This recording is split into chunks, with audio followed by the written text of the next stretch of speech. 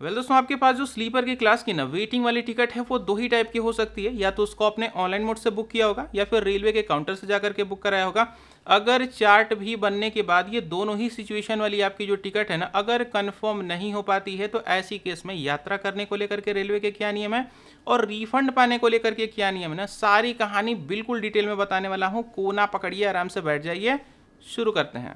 तो यहाँ पे हम लोग सबसे पहले शुरुआत कर लेते हैं रिफंड की कहानी के साथ। तो आपके पास अगर एक ऑनलाइन मोड से बुक किया हुआ स्लीपर की क्लास का वेटिंग वाला टिकट है ना, अगर चार्ट भी बनने के बाद ये कंफर्म नहीं हुआ से मेरा मतलब ये है कि आपके पीएनआर पे जितनी टिकट है ना सभी की सभी वेटिंग में रुकी रह गई हैं। ऐसा नहीं कि कुछ 2-3 टिकट कंफर्म हो गई, एक आध टिकट वेटिंग में रुक गई।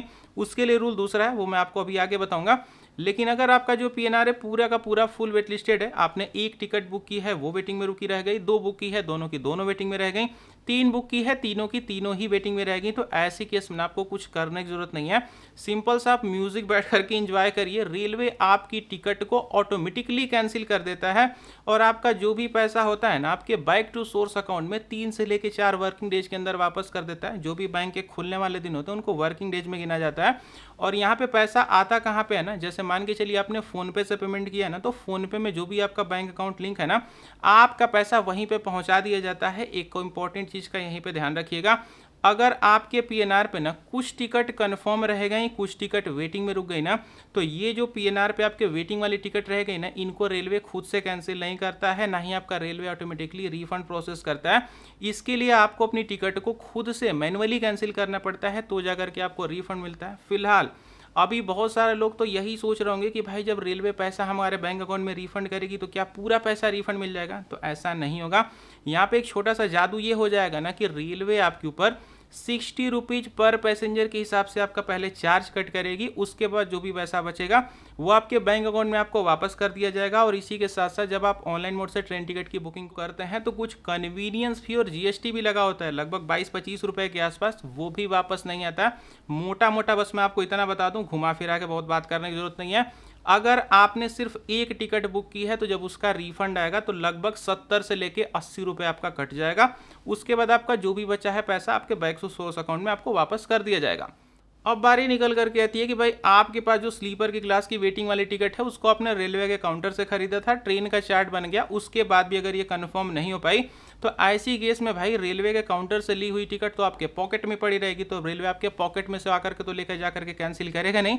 ऐसी केस में आपको अपनी उस काउंटर की वेटिंग वाली टिकट को ना रेलवे के काउंटर पे खुद से लेकर के जाना होगा। और लेकर के जाने में भी एक टाइम है, आपकी ट्रेन का जो भी डिपार्चर टाइम है ना उसके आधे घंटे से पहले पहले ही आपको रेलवे के काउंटर पे लेकर के जाना है। और वहां पे लेकर के जाके आप जैसे अपना टिकट देंगे 10 सेकंड के अंदर आपको रेलवे आपका रिफंड प्रोसेस कर देगी। और जो चार्जेस मैंने आपको बताए हैं 60 रुपए वाले, वो भी वहां पे कटेंगे। एक इंपॉर्टेंट चीज का ध्यान रखिएगा, कुछ लोग यहाँ पे सोच सकते हैं कि रात के टाइम रेलवे का जो काउंटर है वो तो बंद होता है, लेकिन रूल वहां पे भी एग्जैक्ट यही सेम रहेगा। 30 मिनट से पहले पहले ही ट्रेन की टाइमिंग के आपको अपनी टिकट को कैंसिल कराना है। और वो कैंसिल होगा कैसे, ऑनलाइन मोड से आपको कैंसिल करना पड़ेगा। रेलवे के काउंटर वाली टिकट ऑनलाइन मोड से भी कैंसिल हो जाती है और आपको यही प्रोसेस फॉलो करना है। उसके बाद जब सुबह में रेलवे का काउंटर खुलेगा जाकर के आप अपना रिफंड वहां पे ले सकते हैं। ऑनलाइन मोड से कैसे कैंसिल होती है डेडिकेटेड वीडियो मौजूद है, सबसे पहला पिन कमेंट चेक कर लीजिएगा। अब फिलहाल अगर आप इतनी कहानी करना ही नहीं चाहते हैं, आप चाहते हैं भाई हमारा टिकट नहीं भी कन्फर्म हुआ है तो भी हम उसको लेकर के चढ़ जाएंगे ट्रेन में, तो यहाँ पे क्या सीनरी होने वाली है। तो शुरुआत करते हैं सबसे पहले ऑनलाइन वाली कहानी के साथ। यानी आपके पास एक ऑनलाइन मोड से बुक किया हुआ स्लीपर की क्लास का वेटिंग वाला टिकट है, अगर इसको लेकर के आप ट्रेन में चढ़ जाते हैं ना, सीधे सीधे बिना कुछ पूछे पूछे बिल्कुल मजे मजे में आपको वहां पे बिना टिकट माना जाएगा और आपके साथ बिना टिकट वाला ही पेनाल्टी चार्ज लिया भी जाएगा। और ये बात दोस्त मैं नहीं कर रहा हूँ, रेलवे के ऑफिशियल वेबसाइट पे बिल्कुल साफ साफ बिल्कुल क्लियर कट मेंशन है। उसका रीजन भी बता देता हूँ कि आपके साथ ऐसा किया क्यों जाता है। आपको जस्ट मैंने अभी थोड़ी देर पहले 2-3 मिनट पहले बताया है कि जब आपका पीएनआर पूरी तरीके से वेटिंग लिस्ट रहता है तो रेलवे आपकी टिकट को खुद से कैंसिल करके आपका पैसा बैक टू सोर्स अकाउंट में वापस कर देती है। तो अगर आप ट्रेन में जो अपना ऑनलाइन वेटिंग वाला टिकट लेके घूम रहे हैं उसका पैसा तो आपको पहले ही वापस कर दिया गया है, तो अब उसका यहाँ पे तो कोई सेंस है नहीं। तो अगर आप लिफाफा लेके घूमेंगे तो आपके साथ क्या होगा, इसीलिए आपके साथ बिना टिकट वाले पेनल्टी एंड चार्जेस को लगाया जाता है। अब मुद्दा निकल कर कहता है कि भाई आपके पास जो वेटिंग वाली टिकट है वो रेलवे के काउंटर से आपने खरीदी थी और आपने इसको चार्ट भी बनने के बाद कैंसिल यहाँ पे कराया नहीं, आप इसको लेकर के पहुंच जाते ट्रेन में। अब आपके साथ क्या होने वाला है, दो टाइप के रूल आपके ऊपर अप्लाई होते हैं, लेकिन उसके पहले एक इंपॉर्टेंट चीज को बिल्कुल क्लियर कट सुन लीजिएगा। रेलवे के नए रूल के अकॉर्डिंग अब आप ट्रेन में रेलवे के काउंटर से बुक किए हुए टिकट को भी लेकर के ट्रेवल नहीं कर सकते हैं। बहुत सारे लोग आपको बताते हुए मिल जाएंगे कि हाँ हाँ कर सकते हैं, रेलवे के काउंटर वाली टिकट से रेलवे में ट्रेवल कर सकते हैं, लेकिन ऑफिशियल रूल ये है कि भाई आप ट्रेवल नहीं कर सकते। आप करेंगे तो क्या होगा वो भी साथ के समझ लीजिए। यहाँ पे पहली केस में होगा ये कि आपने अगर स्लीपर की क्लास की वेटिंग वाली टिकट ले रखी है रेलवे के काउंटर वाली, अगर आपके ट्रेन में कोई भी सीट आपको खाली दिख रही है स्लीपर की क्लास में, जैसे मान के चलिए कोई पैसेंजर अगर एब्सेंट हो गया है, किसी को मान के चलिए कोई ट्रेन ही छूट गई है, मतलब कोई भी सीट अगर खाली, आप इस पर बिल्कुल मजे से बैठ करके अपने ट्रेवल को कर सकते हैं। हालांकि आप चाहें तो अपने मोबाइल फोन से इस चीज़ को पता भी कर सकते हैं कि आपकी ट्रेन में कौन सी सीट खाली जा रही है, क्या किसी पैसेंजर ने कोई ट्रेन वगैरह तो नहीं छोड़ दी है। इसको पता करने के लिए अभी थोड़ी देर में आपके सामने यहाँ पे एक डेडिकेटेड वीडियो हो जाएगी, मन करो तो उसको क्लिक करके आप चाहेगा तो देख लीजिएगा।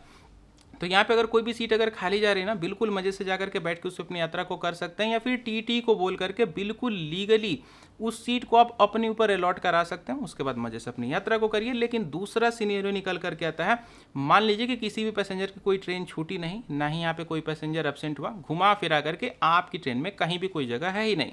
अब ऐसी केस में अगर आप स्लीपर की क्लास में यहाँ पे पाए जाते हैं, टिकट आपका कंफर्म नहीं है, तो टीटी आपको सबसे पहली चीज़ तो रिक्वेस्ट करेंगे भाई इसी टिकट को लेकर के आप जनरल की क्लास में चले जाइए, वहाँ जाकर के आप अपनी यात्रा को करिए, आपको कोई भी दिक्कत की बात नहीं है।